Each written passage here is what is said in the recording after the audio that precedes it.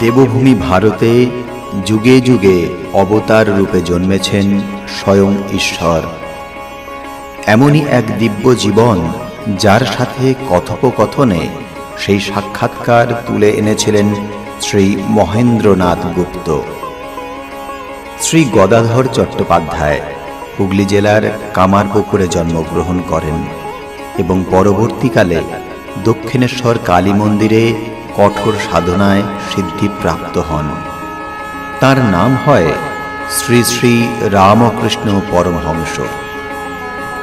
শ্রী শ্রী রামকৃষ্ণ কথামৃত শ্রী রামকৃষ্ণের বাণীর অমৃত, ইহা একটি বাংলা 5 খণ্ডের রচনা যা মহেন্দ্রনাথ গুপ্তের কথোপকথন। শ্রী শ্রী রামকৃষ্ণ কথামৃত একটি পবিত্র ধর্মগ্রন্থ হিসাবে অনুসারীদের মধ্যে সম্মানিত। আপনারা শুনছেন দেবভূমি ভারতে শ্রী শ্রী রামকৃষ্ণ কথামৃতের 2য় খণ্ড।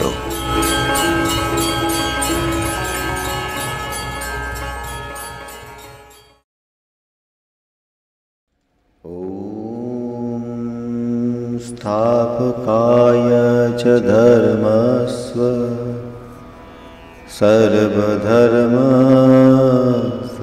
सर्वधर्मस्वरूपिणी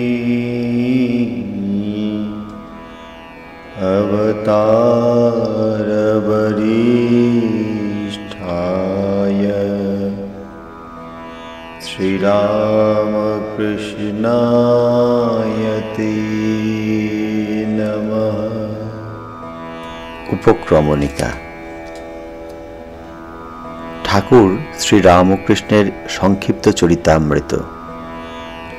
ঠাকুর শ্রী রামকৃষ্ণ হুগলি জেলার অন্তঃপাতি কামারপুকুর গ্রামে এক সৎ ব্রাহ্মণের ঘরে ফাল্গুনের শুক্লা দ্বিতীয়া তিথিতে জন্মগ্রহণ করেন। কামারপুকুর গ্রাম জাহানাবাদ বা আরামবাগ হইতে 4 ক্রোশ পশ্চিমে আর বর্ধমান হইতে 12 কিংবা 13 ক্রোশ দক্ষিণে। ঠাকুর শ্রী রামকৃষ্ণের জন্মদিন সম্বন্ধে মতভেদ আছে। অম্বিকা আচার্যের কোষ্ঠী, এই কোষ্ঠী ঠাকুরের অসুখের সময় প্রস্তুত করা হয় 3রা কার্তিক 1286, ইংরাজি 1879। উহাতে জন্মদিন লেখা আছে 1756 শক 10ই ফাল্গুন বুধবার শুক্লা দ্বিতীয়া পূর্ব ভাদ্রপদ নক্ষত্র। তাহার গণনা 1756 10 9 59 12। ক্ষেত্রনাথ ভট্টের 1300 সালে গণনা 1754 10 9 0 12। এই মতে 1754 শক 10ই ফাল্গুন বুধবার শুক্লা দ্বিতীয়া পূর্ব ভাদ্রপদ সব মেলে। 1239 সাল 20 ফেব্রুয়ারি 1833 লগ্নে রবি চন্দ্র বুধের যোগ, কুম্ভ রাশি। বৃহস্পতি শুক্রের যোগহেতু সম্প্রদায়ের প্রভু হইবেন।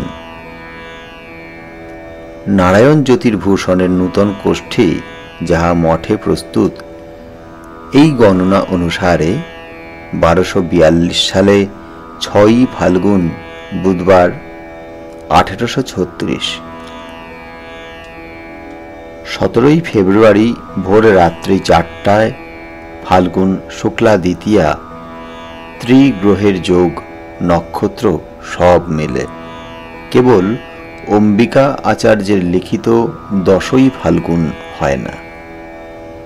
1757 10 5 59 28 21।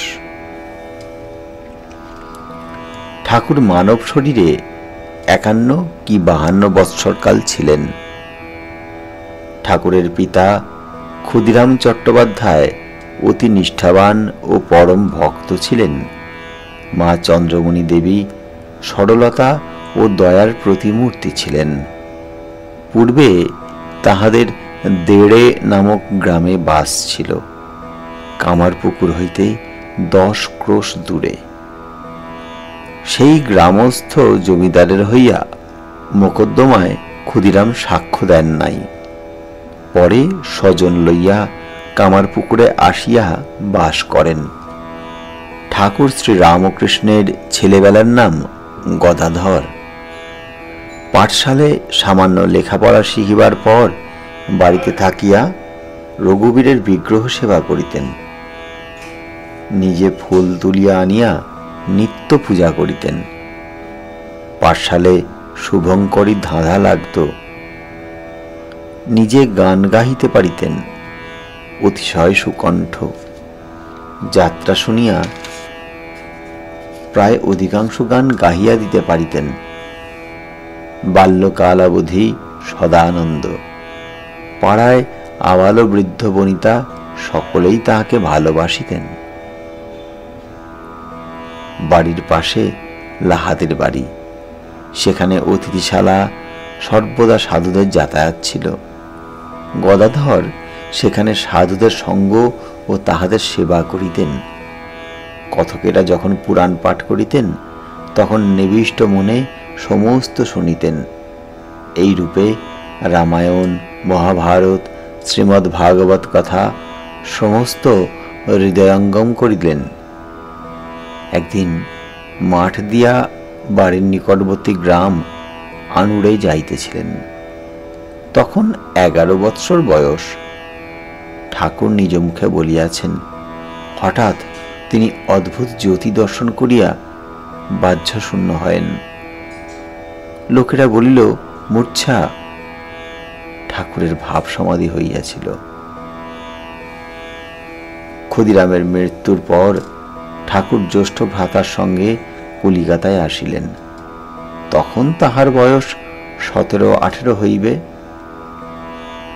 কলিকাতায় কিছুদিন নাথের বাগানে, কিছুদিন ঝামাপুকুরে গোবিন্দ চাটুর্যের বাড়িতে থাকিয়া পূজা করিয়া বেড়াইতেন। এই সূত্রে ঝামাপুকুরের মিত্রদের বাড়িতে কিছুদিন পূজা করিয়াছিলেন।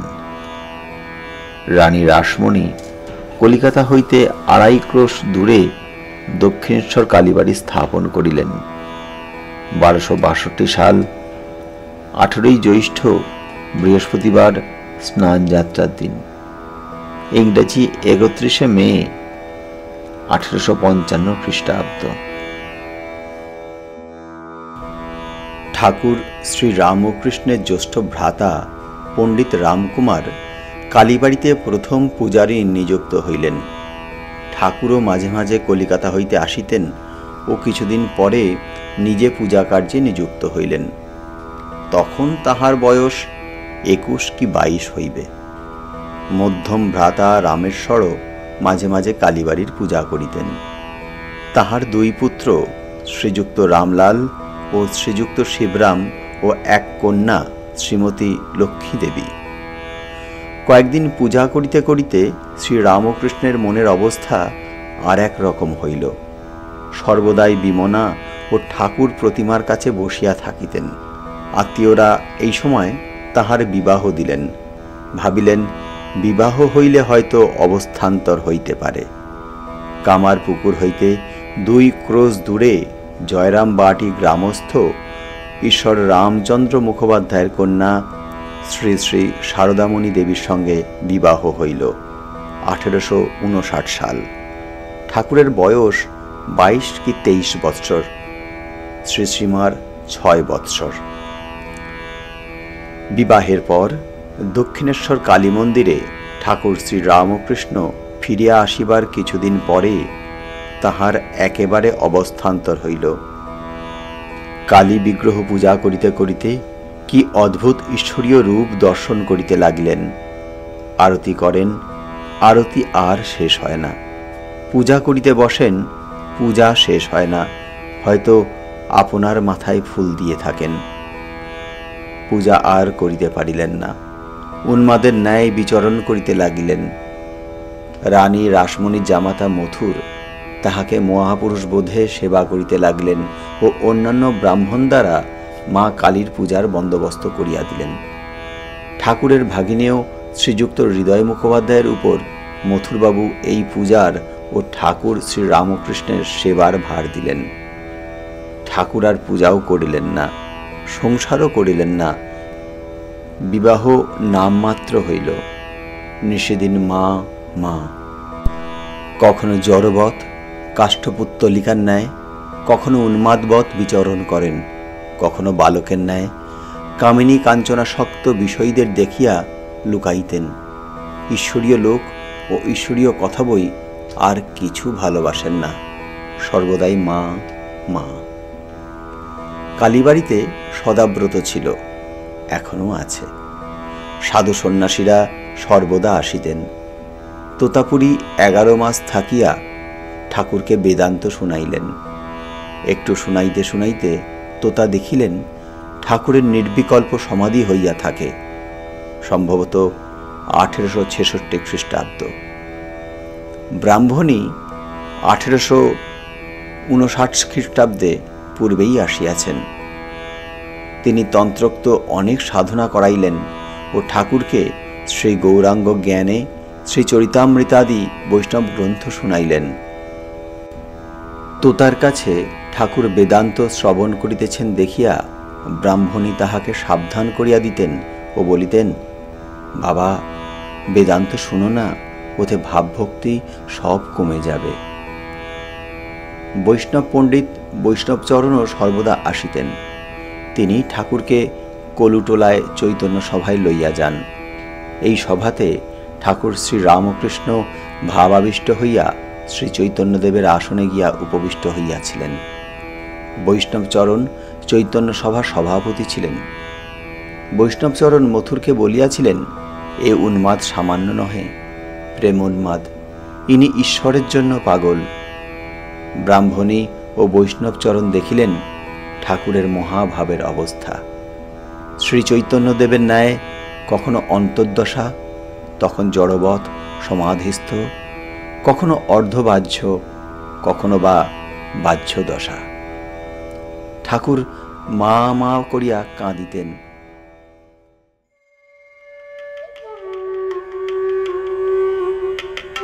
আপনারা শুনছেন শ্রীমকথিত শ্রী শ্রী রামকৃষ্ণ কথামৃত।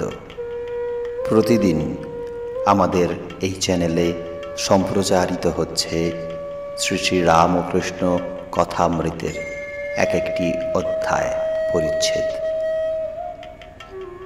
আমাদের চ্যানেলটি থেকে শ্রী শ্রী রামকৃষ্ণ কথামৃত শোনার জন্য এই চ্যানেলটিকে লাইক এবং সাবস্ক্রাইব করে রাখুন এবং বেল আইকনে ক্লিক দিয়ে রাখুন, যাতে প্রতিদিন সময় মতন এটি আপনি শুনতে পান।